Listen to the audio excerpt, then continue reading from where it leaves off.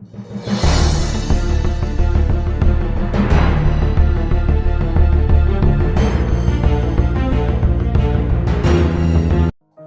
मित्रों में मेरा नमस्कार। मैं हूं सुशील यादव और आप देख रहे हैं द एवरग्रीन चैनल। मित्रों, आज को जो मैं वीडियो लाया हूं, ये वीडियो रामायण के एक प्रसंग से है, जिस प्रसंग में भगवान रामचंद्र जी ने एक धोबी के कहने पर माता सीता को परित्याग करके वनवास पठा देता है। मित्रों, ये पूर्ण सत्य नहीं है, इसके भी पीछे एक बहुत बड़ा रहस्य है।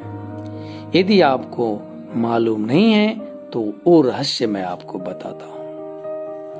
मित्रों, एक दिन की बात थी जब माता तकरीबन 5 वर्ष की थी। तभी माता ने अपने सहेलियों के साथ अपने बाग में घूमने गई थी। तभी माता की नजर एक वृक्ष पर पड़ी, जहाँ एक तोता और तोती आपस में राम कथा सुन रहे थे। तोता को राम कथा सुना रही थी। तोती तोता से यह कह रही थी कि भगवान श्री नारायण अयोध्या में राजा दशरथ के घर में जन्म लिया हुआ है। भगवान का श्रृंगार अति सुंदर है। भगवान अति कोमल दिखाई देते हैं। भगवान जब राजा बनेंगे तो इस संसार का ही सबसे चरित्रवान, आदर्श और प्रतापी राजा के रूप में माने जाएंगे। और इसी के साथ माता लक्ष्मी भी मिथिलापुरी में राजा जनक के घर में पुत्री के रूप में जन्म ली हुई है। भगवान श्री राम मिथिला आएंगे और शिव धनुष को भंग करके माता सीता से विवाह करेंगे। ये जब माता सीता ने सुनी तो माता ने सोची कि ये तो मेरे बारे में बता रही है। तो माता ने मौका निकालकर तोती को पकड़कर महल में ले आई और तोती से बोली, हे तोती, तुमने ये कथा कहाँ सुनी है? ये कथा बहुत अच्छी मुझे लगी, तुम और आगे मुझे बताओ। तोती को ये कथा इसलिए मालूम था कि पहले तोती वाल्मीकि आश्रम में रहा करती थी और कुछ दिन पहले ही जनकपुर के जंगल में आ बसी थी। तोती ने माता सीता से सब विस्तार राम कथा सुनाई और माता से विनती की कि हे माता, अब आप मुझे बंधन से मुक्त कर दे। परंतु माता सीता तोती को मना करते हुए बोली, हे तोती, मैं तुम्हारे लिए सोना के पिंजरा बनवाऊंगी। और मानो तो माता रातों रात सोना के पिंजरा भी बनवा लिया और तोती से बोली, अब तुम इसी पिंजरा में रहा करो और तुम्हें जो भी आवश्यकता होगी, तुम्हें जो भी चाहिए, तुम जो भी खाओगी, मुझे बोलना, मैं ला कर दूंगी। परंतु तोती ने बोली, हे माता, मैं इस सोने के पिंजरे में नहीं रह सकती।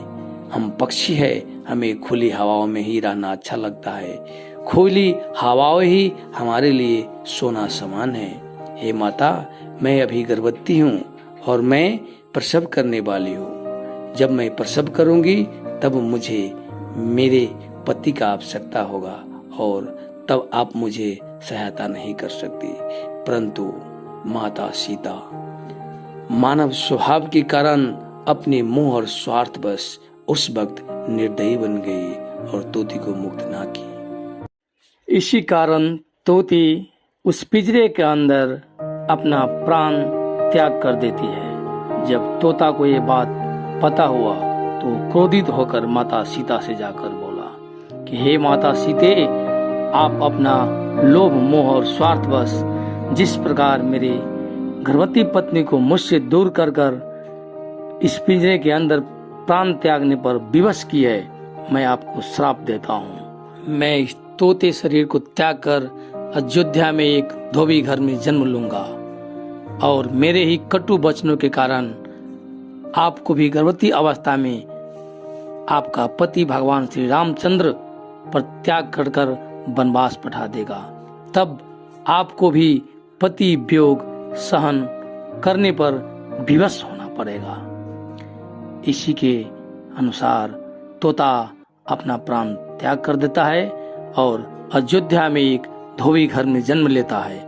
और जब माता सीता 14 वर्ष के वनवास के पश्चात अयोध्या आती है, तब उसी धोबी ने माता सीता के चरित्र के ऊपर एक मिथ्या कलंक का कीचड़ उछालता है और भगवान श्री रामचंद्र आदर्श राजा के प्रतीक होने के कारण जनता के मतानुसार माता सीता को परित्याग कर वनवास पठाने पर विवश हो जाता है और माता सीता को भी जीवन भर पति वियोग सहन करने के लिए विवश होना पड़ता है।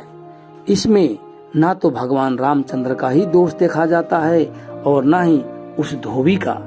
ये तो भगवान का लीला का मात्र एक हिस्सा था, जिसमें भगवान को भी अपना कर्म फल को भोगने के लिए विवश होना पड़ता है।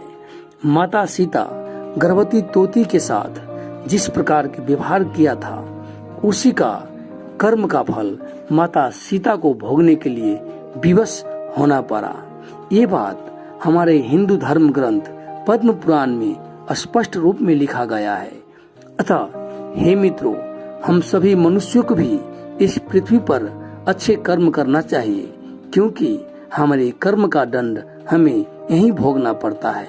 कर्म के ही अनुसार हमें फल मिलता है और उसको भोगने के लिए हमें सदैव यहाँ तैयार रहना पड़ता है। हे मित्रों, ये मेरा वीडियो आपको कैसा लगा?